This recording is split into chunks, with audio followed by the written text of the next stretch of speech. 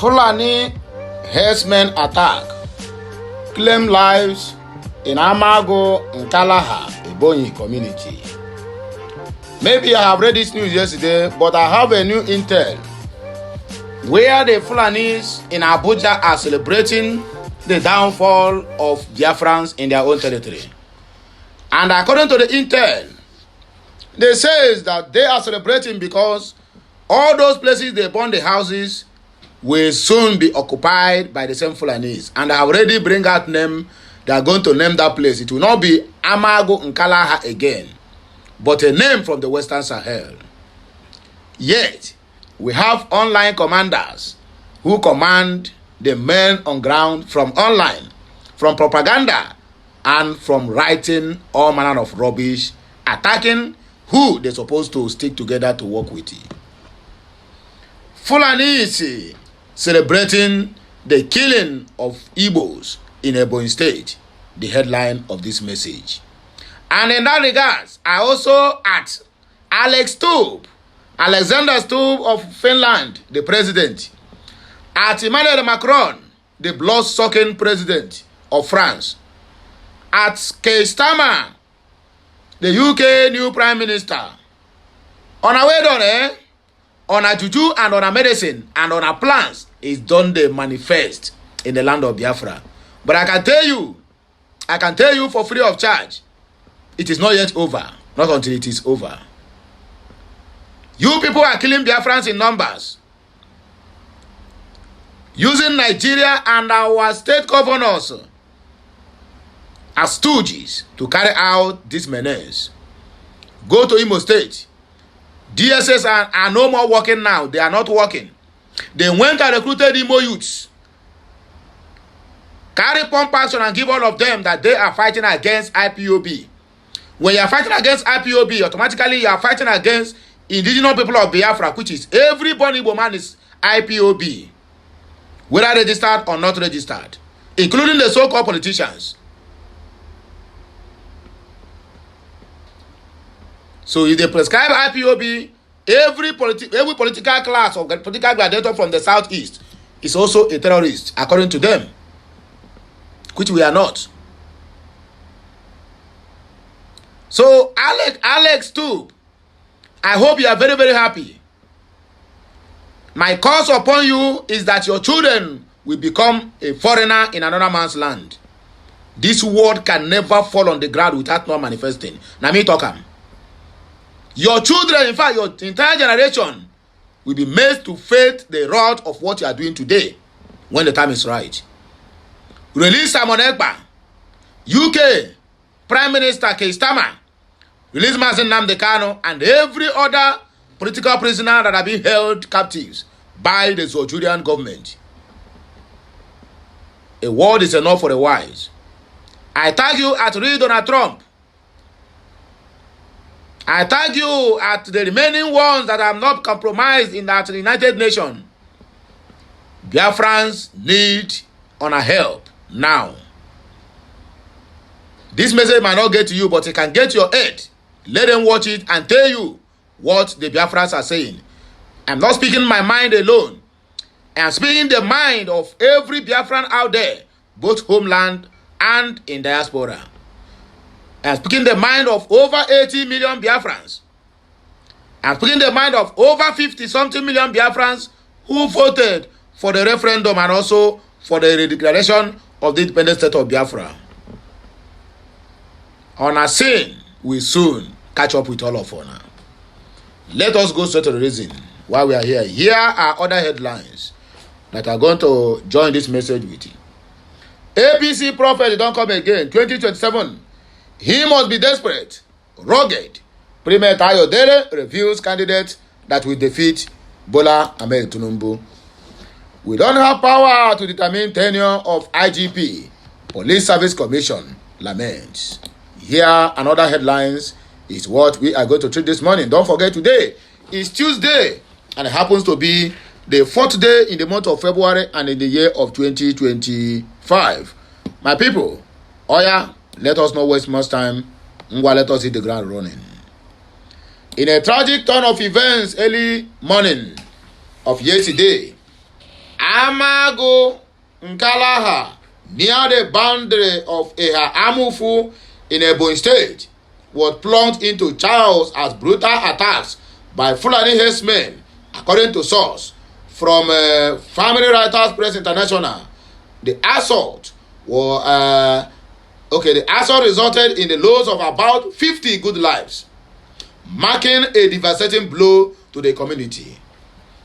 The question there now is, where is Enugu State Governor who keep on telling the so-called government of Nigeria, I have every evidence to tender against Simon Ekpa that he is the one that's killing our people?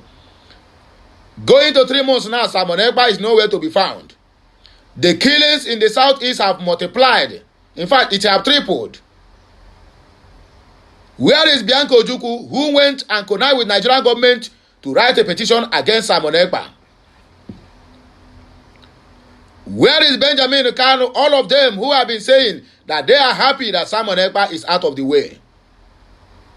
The only thing they are celebrating is these killings that is going on in the southeast, not Simon Ekpa's arrest, because the killings brings more money to them.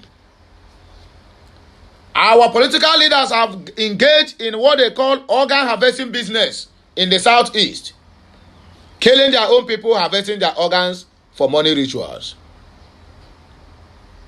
And everybody was silent. The whole world was silent. United Nations was silent. European Union connived with France and Finland to take Simon Ekpa away, just to make sure that they wipe out everything that is breathing in the southeast. They can never do that, even if they plan to. In fact, they won't even succeed. They know it. Eyewitnesses recounted scenes of horror as armed assailants descended on unsuspecting villagers, unleashing violence that left homes destroyed and families shattered. The exact motives behind the attack remain unclear, but the impact on the community is unmistakably severe, with reports of widespread fear and mourning gripping the area. As the situation continues to unfold, residents of AMAGU, Nkalaho, and surrounding areas are left grappling with profound grief and uncertainty, seeking solace amidst the aftermath of this senseless tragedy. The full extent of the casualties and the broader implications of this incident are yet to be fully assessed. But the immediate priority lies in providing support to the affected families and ensuring that justice is served for the victims of this heinous attack. Family Writers Press International. Nigerian military will not do anything. Nigerian police, they will not do anything. Nigerian NCDC, they will not do anything. What about their Navy, Air Force, and Land Force? They will not do anything. But let the people of Nkalaho now, the youths there now, organize yourself, take up arms to defend their territory. You will see military will swoop in and even begin to burn them in their respective homes. The world will see and they will look the other way around. Our people are dying every day by day. Our people are being massacred in numbers for just no cause. And the world was silent. The people that are dying in the southeast on daily basis have surpassed the number of people that dying in a war-torn country like Ukraine and Palestine, or rather Gaza. The world was silent. And we are watching. The ends we justify. Back to another news. He must be desperate, rugged. Premier Ayodele, the APC, or rather, politicians' prophet, reveals. The leader of Unri Evangelical Spiritual Church, Primate Elijah Ayodele, has disclosed the quality of candidates that can remove Bola Ahmed Tinubu comes 2027. Primate Ayodele declared that the presidential candidate must be desperate, financially stable, unrighteous, fearless, and rugged to unseat the president. In a statement by his spokesman, Oluwatosin Osho, the clergyman alluded that the 2027 election will not be for lazy people, but for those who know what they want and are ready to pursue it till the very end. According to Ayodele, if this cannot happen, I don't see anyhow any party want to defeat Tinubu. It will be totally impossible. The person that will win Tinubu must be financially stable, spiritually inclined, must be desperate, and must not be righteous. The election will be for somebody who is ready for anything, fearless, rugged, entirely serious, someone who has past good records, ready to waste money too, because all of these are what Tinubu has. The 2027 election isn't for righteous people. The person who wants to win must be ready to face anything and must be ready to listen to God's divine instruction at all times. It is not for lazy people but very determined people. You must also be ready to accept lies and truth together. Tinubu is too strong to be pushed aside. The last, not the least. We don't have power to determine tenure of IGP, Police Service Commission spokes. Let me throw more light in this IGP of 18. Igbos, and I know say person wey supposed to succeed this Egbetoku na on our own brother Frank Mba, an Igbo man. The more reason why Tinubu don't want him to take over.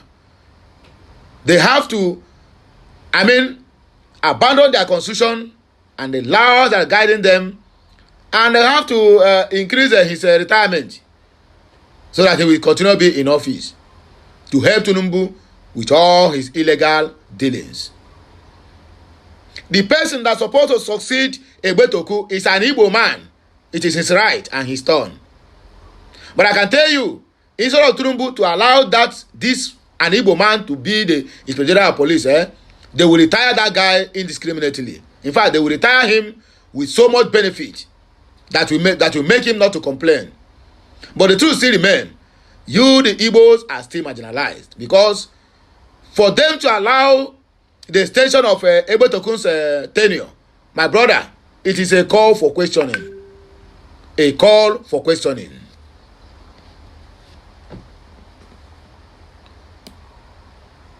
The Police Service Commission (PSC) has said it has no constitutional powers to determine the appointment or removal of the Inspector General of Police (IGP). Daily Post record that the Police Service Commission had last week directed all serving police officers who have served for 35 years or attained the age of 60 years to proceed on immediate retirement in line with existing laws. Since the directive, several police commentators have argued that the directives should also affect the tenure of IGP. But Ikechukwu Ani, head press and public relations officer of a PSC, in a statement on Monday said, by virtue of a paragraph 30, part 1 of the third schedule to the Constitution and clause 6, subsection 1 of the Police Service Commission Establishment Act 2001, the Commission is charged with the responsibilities of appointment, promotion, dismissal, and exercising disciplinary control over persons holding offices in the Nigerian Police Force, except the Inspector General of Police. The law is clear on the mandate of the Commission, and it does not extend to the Inspector General of Police, who is an appointee of Mr. President, with the advice of the Police Council. The Commission, at its first extraordinary meeting of the State Management Board on Friday, 31 January 2025, only considered and took decisions to the regularization of date of first appointment of cadet, ASPs, Inspector General First Entrance. These have nothing to do with the Inspector General of Police or his office. The Commission wishes to state that it is comfortable with the size of the powers which the Constitution has bestowed on it, and is not interested in shopping for more powers that obviously are not backed by law. The Commission also that it has maintained a close and complementary working relationship with the Inspector General of Police in the overall interest of the Nigerian Police Force. So, my people, with this viewpoint of mine, I'm very sure I'm able to convince you, but not to confuse you, that the Fulanis are ready to take over the Biafran territory. In fact, Nigerian government keep on equipping them day by day. Because if Nigerian government is not equipping them, how do they get AK-47 in the first place? And they're parading with it. Security forces are seeing them, and they will look the other way around. Igbo man now, hold coming out knockout. They will charge you for terrorism. And you want us, the Igbos, to be preaching one Nigeria. It's all right. The time will tell. The end justifies. Please like, share, comment, and make sure you keep subscribing for more interesting videos coming your way. I is coming back again. Ke Mesiano.